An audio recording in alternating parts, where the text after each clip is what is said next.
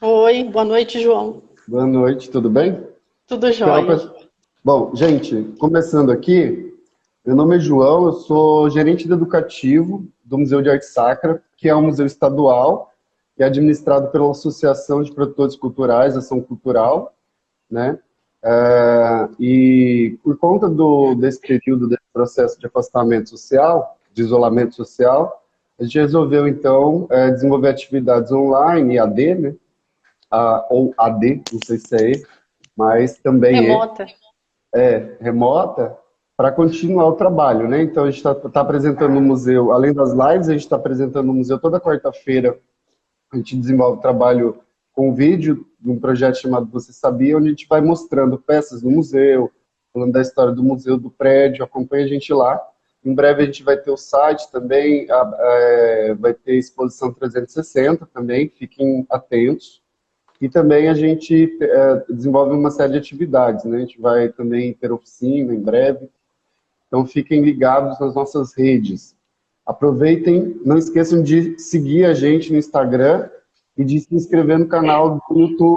Todas as lives que a gente tem feito, já essa terceira semana, estão sendo postadas lá, tá? No canal do YouTube, Museu de Arte Sacra. E essa também vai para lá. Então não se esqueçam de se inscrever também lá para acompanhar e também olhar as outras lives que perdeu nesse processo. Beleza? Bom, hoje nós temos, não posso esquecer de falar que todos os convidados aqui são voluntários e gentilmente aceitaram esse desafio de vir falar dentro dessa dinâmica nova que é das lives, né? Sobre os trabalhos que realizam, os temas que propuseram. A professora Paula Livros vai falar sobre cultura digital, muito além de tecnologia.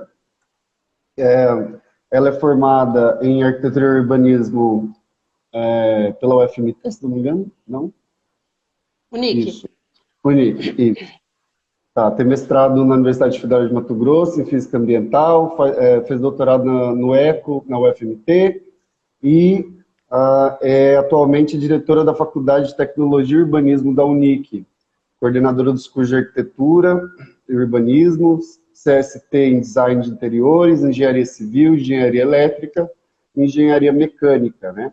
E possui experiência no desenvolvimento de projeto arquitetônico, atuando na área de arquitetura, urbanismo e interiores, com ênfase na arquitetura comercial e residencial.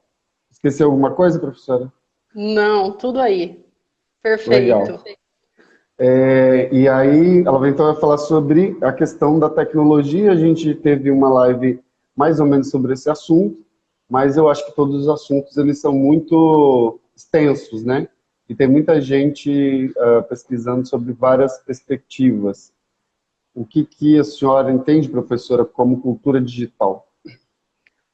Boa noite, João. Boa noite a todos que acompanham aí o canal do museu, do YouTube e do Instagram. É uma honra poder participar. Fiquei muito honrada com o convite para a gente fazer esse bate-papo.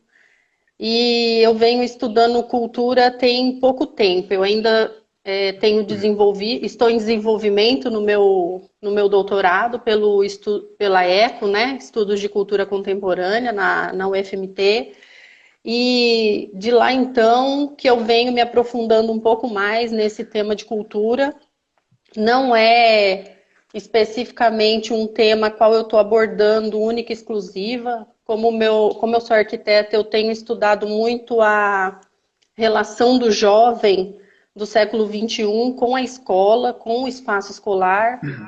E esse tema da cultura, né? Quando você me fez o convite, me chamou muito a atenção por conta desse contexto a qual estamos vivendo também dentro da universidade, de estarmos trabalhando com as nossas atividades de forma remota. E aí, por isso que foi o interesse de trazer um pouquinho esse bate-papo. Eu não sou uma conhecedora profunda, mas depois que a gente entrou nessa nova roupagem, né, de adquirir conhecimento e de nos relacionarmos um com os outros, foi me interessando muito esse assunto. né? Entendendo que a cultura digital ela é um tipo de cultura. Ela não é uma cultura isolada, ela não está além da cultura qual a gente já conhece, que são signos, símbolos, tradições, tudo aquilo que caracteriza um grupo, a qual eu me relaciono, você se relaciona, né? Então, nesse sentido, a gente vem trazendo um pouquinho essa questão da cultura digital como um tipo de cultura a qual a gente também está vivendo hoje em dia. E aí a gente precisa entender que a gente tem várias plataformas, né? Quando a gente vem falar da cultura digital, a gente entende que é só a internet, né? Mas a internet ela é uma das plataformas. A partir do momento que eu copio uma imagem no meu pendrive, ou que eu salvo um texto no meu computador, ou que eu faço alguma manipulação de dados, eu estou fazendo cultura digital. Então, a internet ela não é a cultura digital. A gente precisa tirar isso, né? Às vezes as pessoas entendem que tem que estar online para poder estar inserido dentro desse contexto de cultura. E não é bem assim que as coisas funcionam. Ela pode ser transmitida através desses canais. Então, a internet hoje a gente sabe que é um meio muito mais ágil, a qual a gente troca, a gente compartilha essas informações. E é isso que é o legal. Lá atrás, né, quando a gente não teve o boom da internet, a gente tinha um emissor, que era principalmente o rádio e TV, e nós éramos simplesmente o receptor dessas informações. Hoje não. Hoje a gente também pode compartilhar, a gente também pode produzir conteúdos. Isso se torna mais fluido através desses meios digitais. Então, em vez de ser de um para um, ou de um para vários, da TV para vários, né, seria a cultura em massa, mas a gente tem de muitos para muitos. Eu recebo de você, manipulo e compartilho, ou eu produzo um conteúdo e compartilho com você, e você manipula esse conteúdo e compartilha com o próximo, e isso é muito interessante. Uhum, sim. Com relação aos aspectos educacionais, que a senhora estava falando, por exemplo, como trabalha numa instituição de ensino, tendo agora que os alunos estão participando, eu sou professor também, trabalho numa escola, e a gente está aprendendo a lidar com isso, né? Essa semana eu vou gravar aulas, por exemplo. Então, notou alguma diferença em relação a isso? Os estudantes estão tendo algum tipo de dificuldade?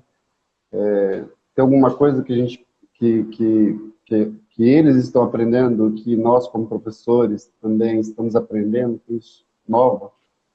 Então, João, tem um sociólogo espanhol, que é o Manuel Castells, ele fala que a cultura digital ela é uma habilidade que a gente tem de produzir, difundir e mesclar, né? E nós, enquanto professores, eu acho que a gente vem muito daquele contexto de sala de aula, qual a gente não estava preparado em relação a essa produção digital. E o aluno também, né? A gente vem percebendo que essa inserção tem sido feita em algumas escolas de ensino fundamental e ensino médio, mas a grande massa que entra hoje nas escolas, nas universidades, ela não veio com essa educação, né, digitalizada. E aí a gente precisa realmente romper barreiras e aprender, e a gente tem que assumir que a gente não sabe tudo e que a gente tem que estar preparado para descobrir o novo, e a gente descobre junto com o aluno. Mas o que eu acho que é fundamental é a gente estar aberto, né? A gente precisa estar aberto para as mudanças, e eu acho que a quarentena tem despertado isso, a forma da gente enxergar e a forma da gente conduzir, ela tem que ser diferente. Eu não posso querer continuar fazendo as mesmas coisas das mesmas formas que eu fazia lá atrás, né? E o que é legal? A gente consegue fazer isso tanto de forma local como global. Hoje eu tenho a possibilidade de assistir programas do mundo inteiro, de dentro da minha casa, de forma simultânea. Você mesmo colocou aí que você está fazendo visita guiada, apresentando o museu. Quantas pessoas não têm a oportunidade, mesmo sendo aqui de perto, não têm a oportunidade de estar vindo em Cuiabá e conhecer o museu? E a partir do momento que você coloca, né, isso para as pessoas, é uma oportunidade ímpar, ímpar na vida delas, né? Uhum. Eu noto que a gente teve um alcance, né, de um público que não tinha o hábito não conhecia o museu e pelas redes acabou conhecendo. Também, de alguma maneira, esse período fez com que as pessoas fossem além do hábito de uso, né, porque normalmente se usa a internet, vai se usa dentro de um campo muito limitado, né, cotidiano, sobre gostos e tal. E de repente, como a gente vai ter um pouco mais de tempo, né, para ficar em casa e a interação ela vai ficando mais remota, né, a gente vai tendo acesso a novas informações, novas coisas, né, e vai aprendendo de alguma maneira essas coisas, né. Uma coisa que eu noto, assim, que os alunos, a grande dificuldade, pelo menos eu estou trabalhando com alunos de ensino fundamental e médio, a grande dificuldade é que eles precisam de um pouco mais de autonomia para utilizar, para interagir com essa educação remota. Ele não tem mais a presença do professor, a facilitação presencial, apesar de ver os vídeos e ter o contato do professor, de poder tirar dúvida, ainda assim ele depende de um querer fazer isso, né? Ele precisa necessariamente ser mais autônomo em relação a isso, até para pedir ajuda, né? Para o professor, mesmo tendo o contato dele. E muitas vezes não acontece, né? Porque é uma questão de aprendizagem. Parece que nós estamos vendo alguma coisa acontecer. E essa coisa está mudando o modo como a gente entende educação.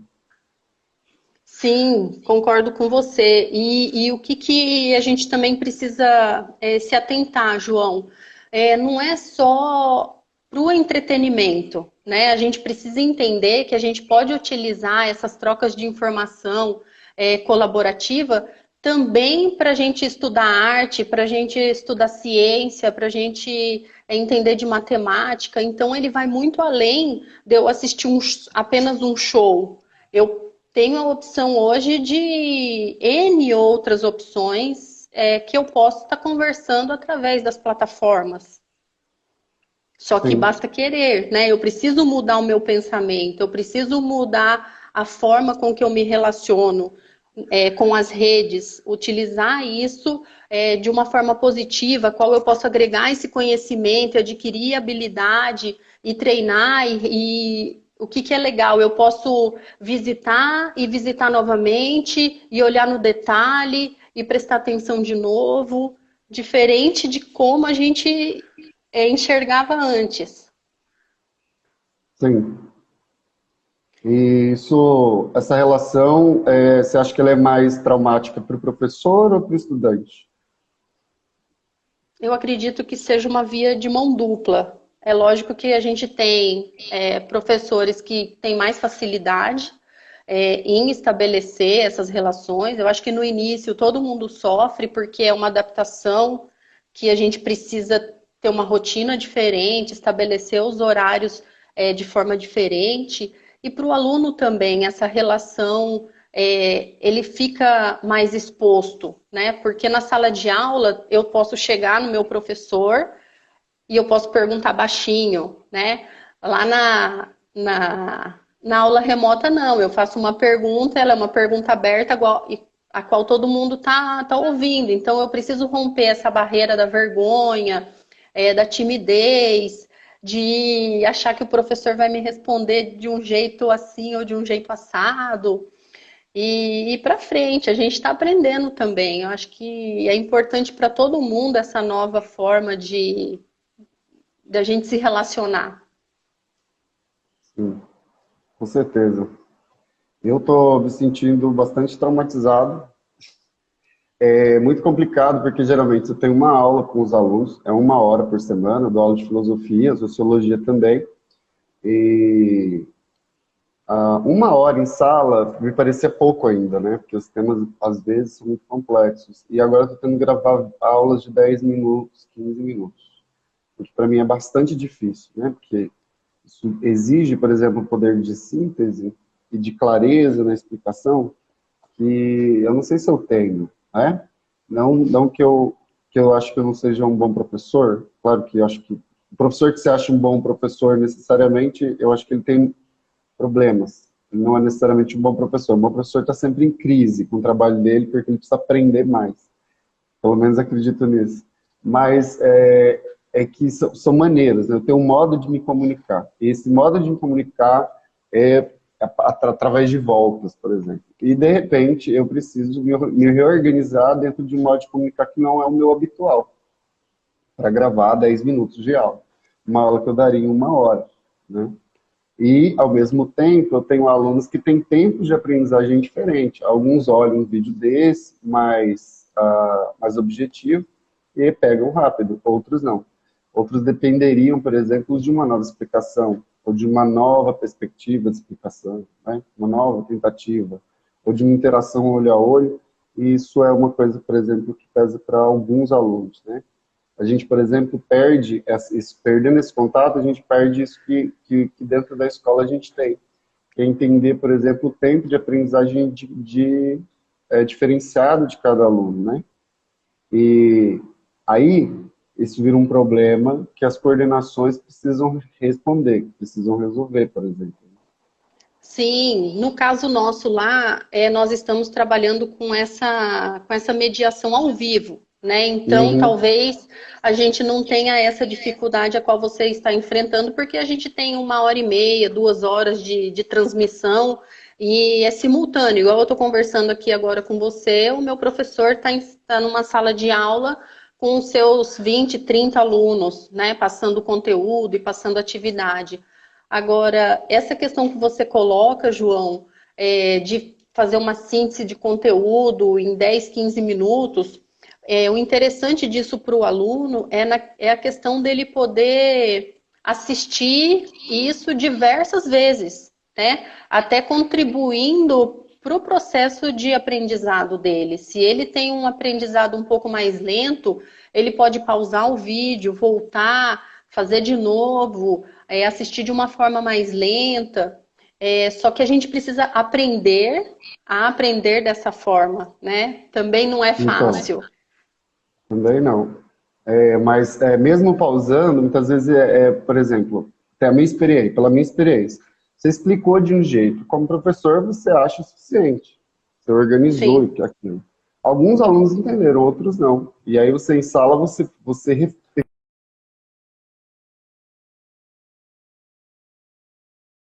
acha que se conectar do modo como ele vai poder entender mais.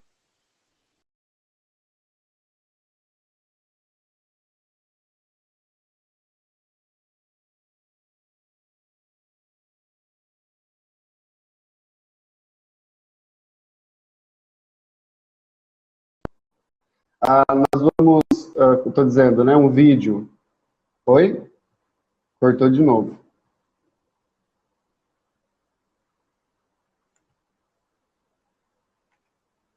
Acontece, tá caindo um pouco.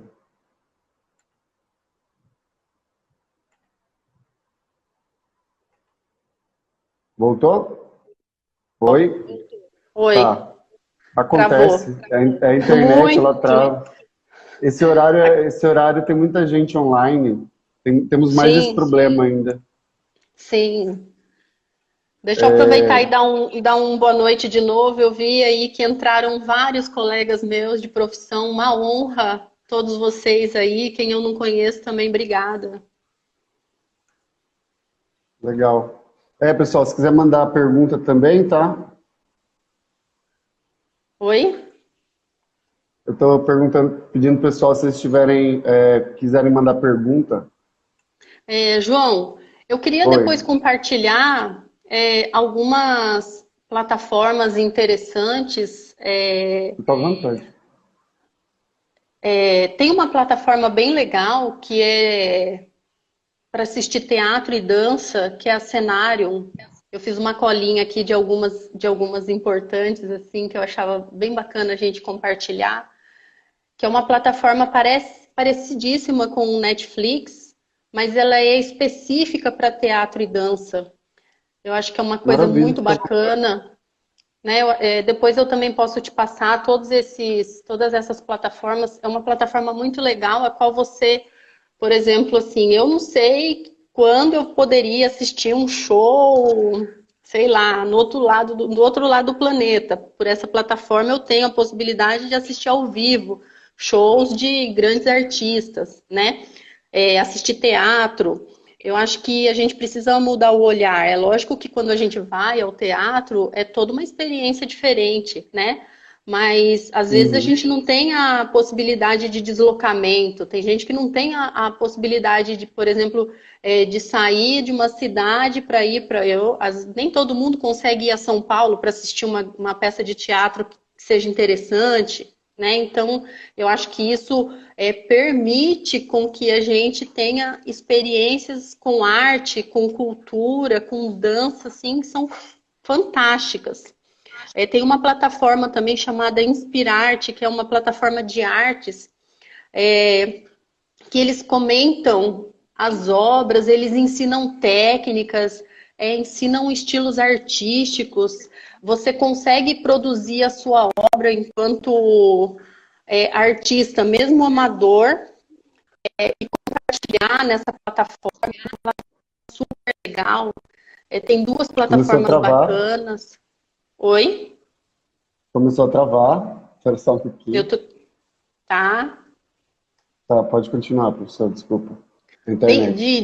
de artes tem essa Inspirarte que é bem bacana e tem uma Clap.me também que ensina muita técnica artística, fala muito sobre artes. Tem agora, né, com o isolamento, eu comecei a pesquisar um pouco mais essa questão da educação através das plataformas, até para poder colocar isso no dia a dia da nossa sala de aula.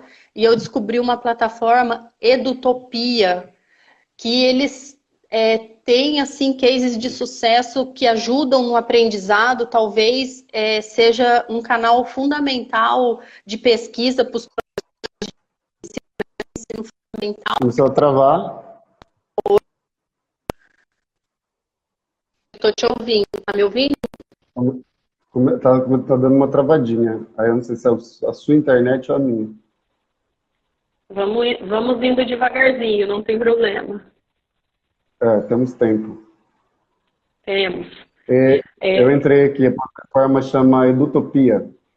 Edutopia é uma plataforma fantástica, ela ajuda ela ajuda os alunos a aprender e ela pega muitos casos de sucesso que a gente pode, né, pegar como uma experiência para poder replicar, que é muito bacana o trabalho dessa plataforma. Eu trouxe também Culticultura, que é um canal específico para produção de conteúdos de cultura digital. É muito bacana. Todas essas plataformas, eu venho fazendo essas descobertas nessa angústia também de melhorar essa relação nossa, professor e aluno, de forma virtual. Eu sinto a mesma angústia que você, do aluno tá conseguindo entender, do aluno conseguir ter o acesso, né, a esse conteúdo, como que ele recebe, como que ele absorve esse conhecimento. Então, a partir disso, eu venho lendo bastante, né, sobre essas metodologias para a gente poder tentar implantar, que eu acho super interessante. Sim, sim. Tudo é um desafio, né? Agora, por exemplo, na cultura, a gente está tendo alguns editais. A gente tem da Secretaria de Cultura, tem do Cine Teatro, né? E da Escola de Teatro MT. E o museu também vai lançar um de oficina e curso online, né?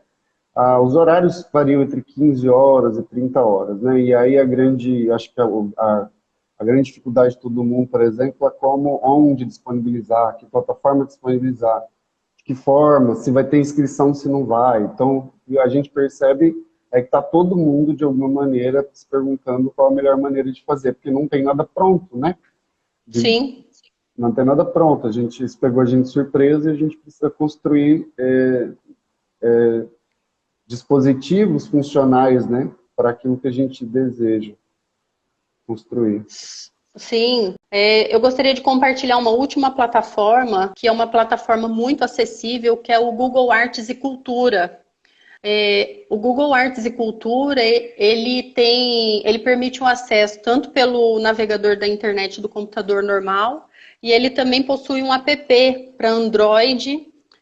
iOS eu não tenho certeza, para Android eu tenho certeza porque eu já instalei no meu celular. E nessa plataforma do Google, João, você consegue também fazer visita guiada em museus do mundo inteiro. Então, museu na Espanha, São Paulo, Minas Gerais, você pode conhecer pontos do Rio de Janeiro. Eu fiz uma visita no Morro de São Carlos, no Complexo do Alemão, essa semana. 360, igual você colocou, né? Nós vamos ter visita 360. Eu me sentia dentro daquele espaço. Talvez eu não tenha a oportunidade um dia de conhecer aquele local igual eu conheci pela plataforma, né? E eu acho isso super interessante. Eu entrei no Museu do Van Gogh em Amsterdã e eu consegui acessar pavimento por pavimento, né? Então isso vem mostrando que você pode romper uma barreira de espaço e tempo. Eu posso estar aqui em Cuiabá visitando o museu, eu consigo olhar na íntegra uma obra do Van Gogh, né? Eu posso perceber o estilo de pincelada naquele quadro, e se eu tenho interesse por aquele quadro, ele me traz toda uma descrição daquela obra, como que foi pensado, por que que foi pensado, e são lugares assim que eu não tenho expectativa de quando, como eu posso conhecer, né? Sim, claro, com certeza. Eu acredito que nós estamos num momento de reinterpretar o mundo. Eu acho que a gente tem que aproveitar esse momento para aprender e para transmitir, né, essas novas experiências que a gente está vivendo. Sim, você estava falando sobre as plataformas, né? Eu vi o Quebra-Nós pela primeira vez, porque como é o nome do grupo russo lá de balé? Eles disponibilizaram o Bolshoi, não sei como pronuncia. Eles disponibilizaram o espetáculo inteiro, por exemplo, né? Muita gente está disponibilizando, muitos artistas também que nunca tinham feito lives, eles estão fazendo, muitas vezes como alternativa também, porque aí eles aproveitam a live de vaquinha, porque como por conta do isolamento não pode ter aglomeração, então muitos artistas estão passando necessidade, porque não tem de onde tirar, né? E aí essas lives estão funcionando para eles receberem doações e tudo mais. Então, de alguma maneira, está todo mundo se virando como pode, né? E, ao mesmo tempo, disponibilizando coisas. Eu acabei de ver também aquele cinema francês, tem um festival de cinema francês chamado... que o Sesc sempre apresenta, Varilux, eu acho. Também disponibilizou os filmes também numa plataforma, viu, gente? Que é de cinema contemporâneo francês. Então, essas coisas vão aparecendo, né? E isso é maravilhoso, magnífico. Eu acredito que seja o mais interessante de tudo isso, né? Essa relação que o outro mundo seja possível dentro de uma tela, né? Que a gente está vivendo. Mesmo que não seja de forma presencial, só o fato de você ter acesso a um espetáculo desse, poder sentir essa emoção, eu estou fascinada. É lógico que eu também tenho as minhas dificuldades, tenho as minhas resistências, mas eu acho que é um novo momento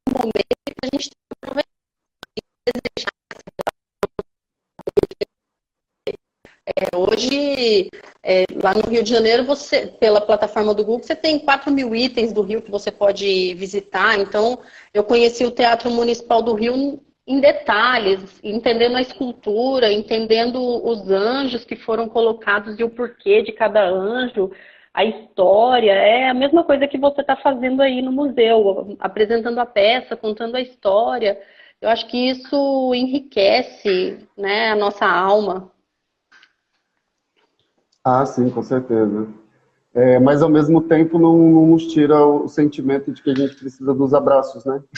Não, não, eu estou sentindo muita falta de todos os meus amigos que estão aqui assistindo com a gente, tá participando desse momento. Eu sou muito do contato, da presença, estou sofrendo em casa, mas é um novo, né? É uma nova visão que a gente tem do mundo e que a gente tem que aproveitar.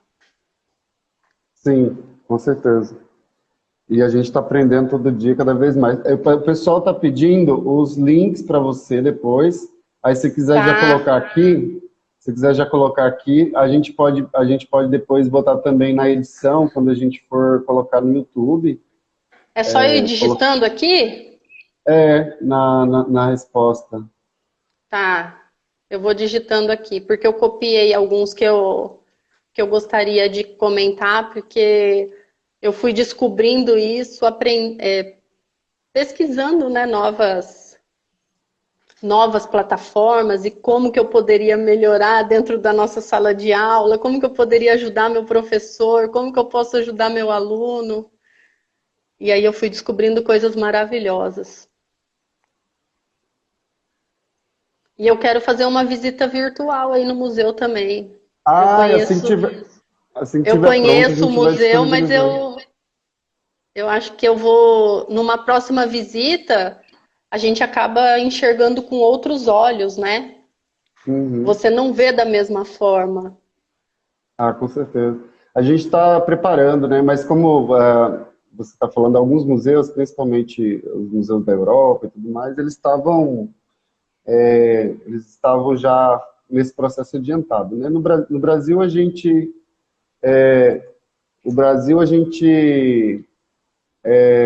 atrasa, né? Atrasa esses momentos por conta da falta de recursos, né? Sobretudo para a cultura e tudo mais. E hoje em dia está cada vez mais difícil essa questão do recurso. É, Sim, é muito caro, né? É caro a gente fazer esse mapeamento 3D, né? E depois também colocar numa plataforma, num site e tal, sabe? sim, Então, sim. então são processos mais lentos mas que vão acontecer. A gente já está fazendo levantamento disso, está fazendo todo esse processo para poder colocar o mais rápido possível, né? O museu na rede, né? Para a gente conseguir continuar atendendo a população, porque essa é a missão do museu, né? Mas a gente, Eu. Ah, pode falar.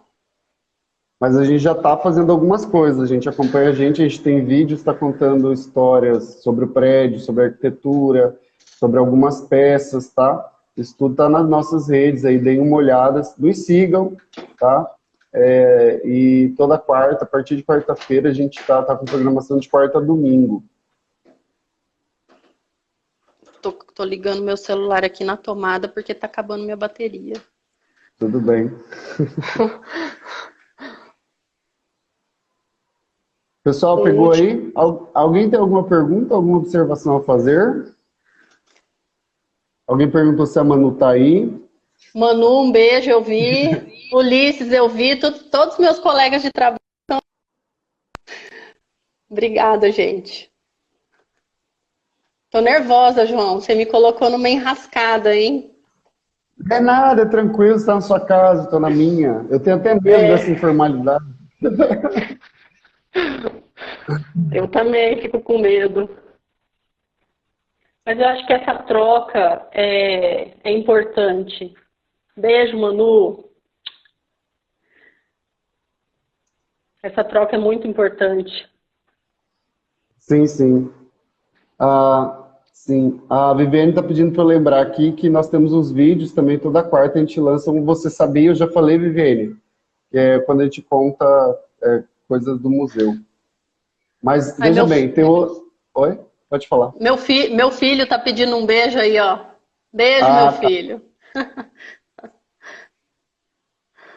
Maravilha. Desculpa, desculpa, Não, João. imagina.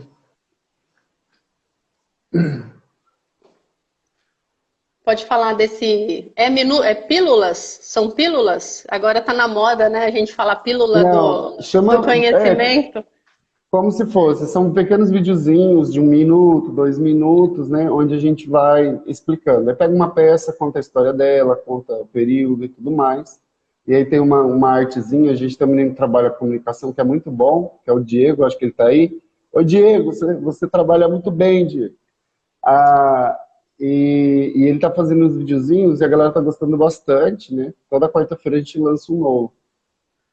Aí a gente já tem sobre Dom Aquino, que é um dos personagens do museu, tem sobre o prédio, a arquitetura, e algumas peças, né?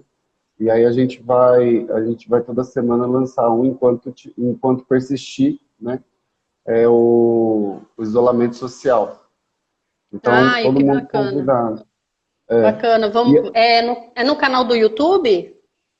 tá no canal do YouTube, mas também tá no Instagram. Procurem no Instagram, que vocês acham também. Instagram, Facebook, e a gente tem Twitter também, tá lá também colocado, todas as redes. E um A gente blog que está precisa sendo atualizado. nós precisamos compartilhar com os nossos alunos de arquitetura, né? Saber sobre a arquitetura do museu é fundamental. Ah, maravilha, com certeza. Inclusive, a gente está com um plano agora de lançar o edital para fazer cursos, né? Eu não sei se você Uhum. se lembra, eu cheguei a falar disso. E aí a gente está procurando uma parceria, inclusive, aí para usar uma plataforma, né, de uma instituição educacional, para a gente conseguir fazer essas oficinas funcionarem e tal. Fica aí Fica a dica, né? Ué, fica a vamos fazer a dica. ponte. É, Eu sou aberta ao novo, adoro fazer evento, adoro fazer evento, proporcionar, e aí se eu puder ajudar de alguma forma, a gente vai tentar e a gente, vamos ver, se der certo, a gente faz. maravilha, quem sabe nasce um... Pode contar sempre comigo. Maravilha, que bom saber. E aí, professora, mais alguma coisa? Alguém tem alguma pergunta? Alguém tem alguma pergunta? João, na verdade, assim, eu acho que o que é mais importante, né, de tudo isso é a gente estar aberto ao novo, né? De nada adianta a gente ter também um monte de plataforma e um monte de curso, se a gente não tiver aberto ao novo, a aprender dessa forma nova, a compartilhar. A gente precisa estar disposto, a gente precisa estar disponível para isso, né? Porque também gera um tempo que você está lá pesquisando, está consultando. Eu acho que isso é o fundamental, a gente precisar ser otimista, mudar a forma de ver, deixar de enxergar só problema e fazer as coisas acontecerem, né?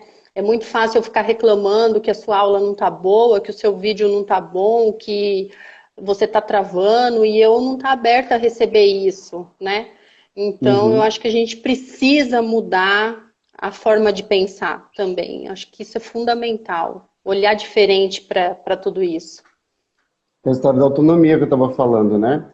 Que eu acho que Sim, para os adultos, eu acho que deveria ser mais fácil, né, de compreender. Mas eu já dei aula no FMT 2 anos como substituto. Nem sempre os adultos também eles compreendem que eles já estão numa posição de autonomia, né? Então estão sempre muito desejando que as coisas sejam mais mastigadas. Aí você dá um texto, o texto é muito difícil, aí ele espera que a explicação da aula seja o suficiente para ele entender, e aí ele não entende que contato com o texto é fundamental para que a aula funcione, e ele consiga com a aula destravar as dúvidas. Mas há sempre uma galera que se coloca numa posição de heteronomia, né? Ou seja, ele depende do outro para entender, ele nunca se vê, quando ele vê diante de uma dificuldade, ele nunca vê, bom, a dificuldade é minha e eu preciso superar essa dificuldade, então, se eu li uma vez e não entendi, eu tenho que ler duas, três, quatro, né? Essa dificuldade dele é sempre transferida dentro desse processo educacional para o professor. E se o professor não consegue abrir a cabeça dele no machado, o professor é ruim de didática, né? Que é um termo que os alunos usam eu, bastante. eu ouvi de uma professora essa semana que ela fez um comentário assim: se o aluno pudesse levar ela para casa, deixasse ela sentada lá do lado dele, falando toda hora, né, a resposta para as dúvidas, inclusive arrumando o trabalho dele, ele faria, né? Então a gente tem esse perfil sim, né, de que é tudo na hora, imediatista, mastigado, não quer nem ter o trabalho de procurar de outra forma, né? Sim, e essas dinâmicas, eu acho que ela vai exigindo isso. Se a pessoa não Sim, superar, se ela não atingir um ponto de autonomia, ela sucumbe, ou seja, ela não vai conseguir fazer, ela não vai conseguir estudar, ela não vai conseguir aprender. Porque dentro dessa dinâmica do distanciamento, as pessoas precisam, ele exige das pessoas maior autonomia dentro dos seus processos. E esse sim, debate sobre autonomia na internet, por exemplo, ele é antigo, né? Por exemplo, o YouTube, muita gente faz esse debate em função dos tutoriais do YouTube, por exemplo, vai dizer que é possível ser autodidata em quase tudo, porque eu acho todos os tutoriais do mundo no YouTube, né? sim. Só que para isso demanda uma autonomia, uma vontade, um desejo, né, da pessoa querer buscar. Ou seja, ter alguma curiosidade, alguma pergunta para fazer. O YouTube não vai te obrigar a fazer isso, né? Você precisa ser movido por alguma curiosidade, algum interesse de aprender. A plataforma em si, ela é mera tecnologia, né? Sim. E agora, nesse momento, eu acho que as pessoas estão sendo desafiadas nesse sentido. E eu fico feliz que os meus alunos do ensino fundamental já estão tendo contato com isso, e eu espero que isso sirva para que eles se tornem adultos mais independentes e mais criativos, né, em relação à internet. Criativos e curiosos em relação à internet. E saber procurar, né, João? Você é um professor mediador e que você vai indicar a fonte, mas ele precisa saber também buscar uma fonte saudável, uma fonte segura, né? Não é qualquer fonte, não é qualquer local que ele vai procurar. Isso também é fundamental, essa curiosidade. Não é porque eu vou jogar lá no Google a palavra e a primeira que aparecer é o que eu vou utilizar, né? Saber fazer uma seleção de um conteúdo que realmente seja relevante, que tenha um caráter científico, não é qualquer informação, né? Porque a gente também tem isso, tem muita informação e qual informação eu vou utilizar, né, para aquilo ali que eu estou precisando. Isso aí também é importante. Essa autonomia de busca, como eu vou buscar, como que eu vou conhecer, também é importante. Sim, e o professor está ali para ampliar um pouco essa informação, né? Ninguém busca informação sem uma informação anterior. As pessoas falam, mas você tem um mundo na internet. Não, você não tem um mundo na internet, você tem a internet e o seu mundo. E você vai ouvir a música baseada no seu mundo, quer dizer, se você não tem um hábito de ouvir música clássica, você não vai buscar isso no YouTube, né? Você vai ouvir, vai continuar ouvindo as músicas na internet que você costumava ouvir no rádio. Percebe? Sim, Então, sim.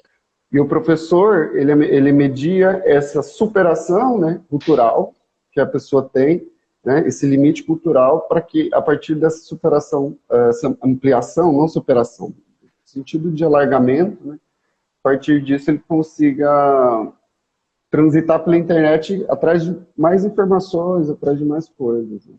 Agora, o professor não pode ser o mentor, essa professora, né, amarrada lá, escravizada por esse aluno, por esse estudante, né, há 24 horas dizendo como ele deve pensar, o que deve fazer, como deve escrever. É preciso superar essa preguiça, viu, minha gente? Mas tá mudando, tem bastante gente mudando. Acho que a gente tem que parar de ficar falando toda hora, né? Ai, tá difícil, eu não consegui, eu não tenho isso, eu não tenho aquilo.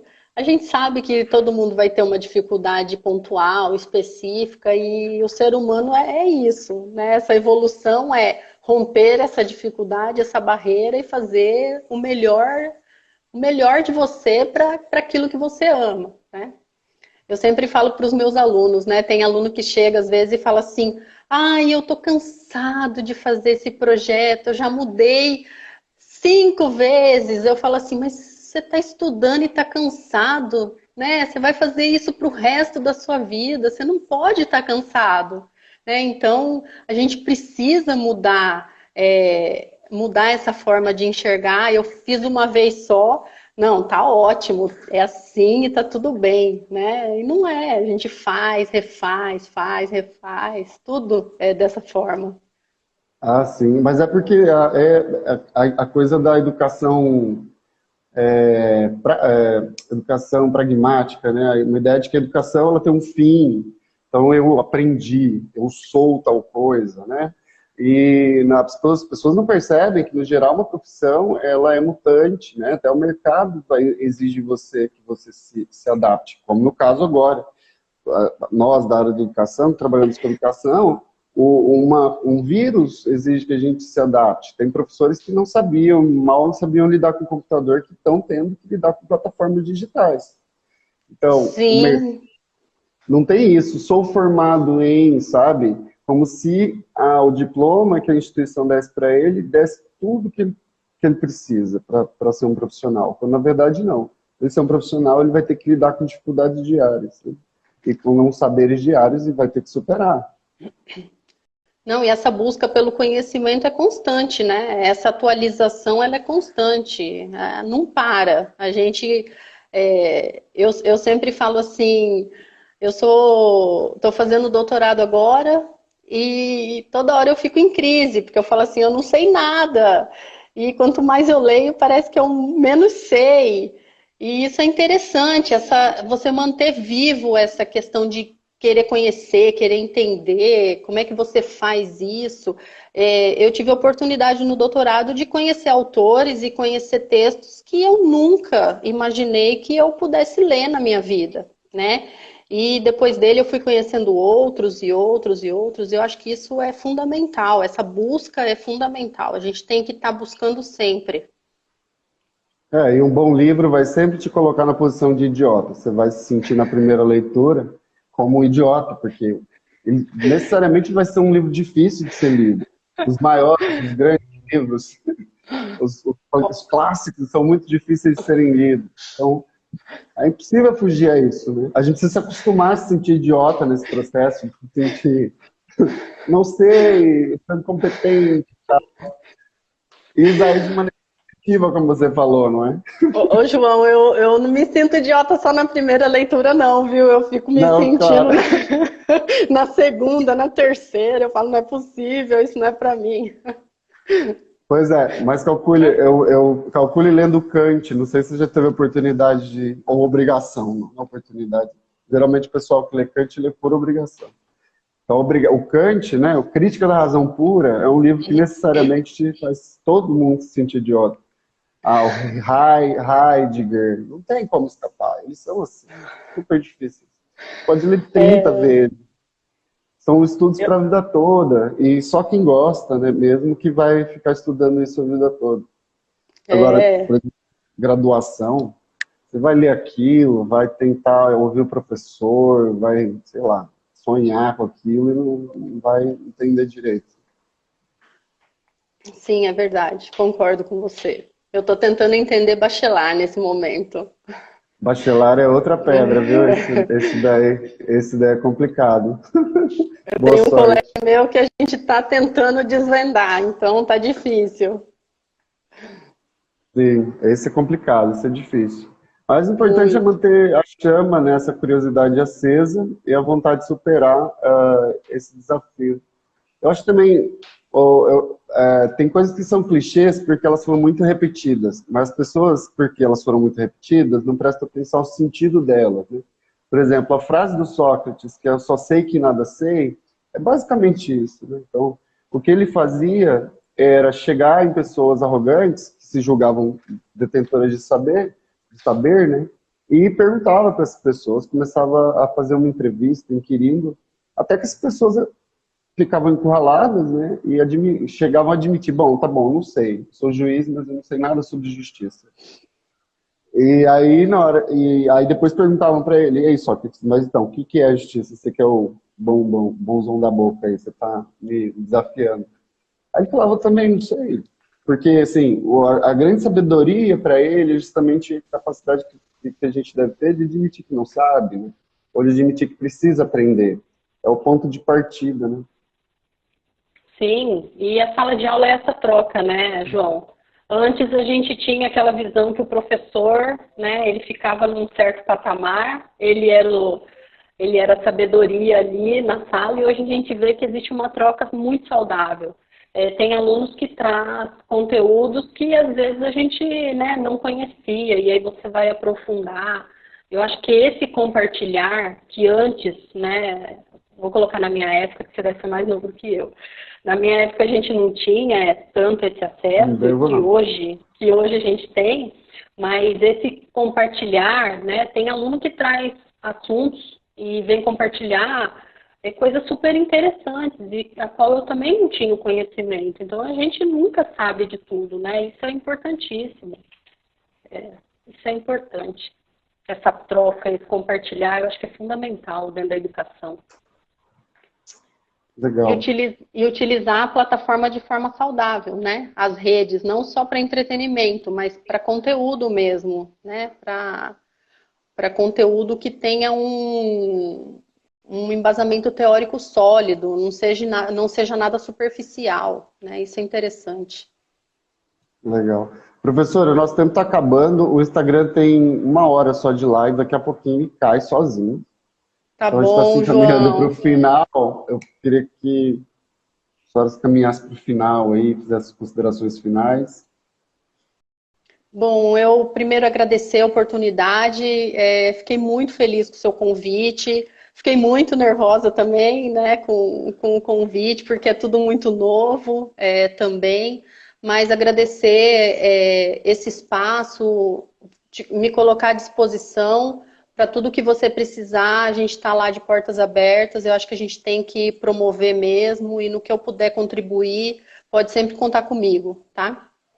Ah, maravilha, vou conversar com você sobre essa história da parceria aí, você ajudar a gente a conversar lá. Vamos lá. Seria ótimo essa parceria aí. Vamos conseguir. Maravilha. Vamos conseguir, tá? Muito obrigado, professora, pela gentileza, tá? E pela disposição de estar aqui com a gente, tá bom? Gente que participou, que entrou, que saiu, que caiu, muito obrigado. Todo mundo que ficou ouvindo a nossa conversa aqui. Espero que eu não tenha sido chato falar demais também. Espero que eu não tenha me comportado como um entrevistador falastrão. Nada, foi ótimo. Muito obrigado, Estamos gente. aprendendo juntos. Ah, sim, com certeza. Aprendi bastante. Muito obrigado, gente. Boa noite, tá? Se cuidem. Olha, juízo, Fique em casa. Não é para fazer festinha, minha gente. Não é para fazer festinha. Não é para ir no mercado toda hora. Vamos lá, usem máscara, álcool em gel, ok? Não vamos deixar esse vírus se espalhar. Vamos espalhar só conhecimento. Boa noite. Sim. Conhecimento, arte e amor, tá, gente? Só que a gente pode espalhar. Tchau, até mais. Tchau.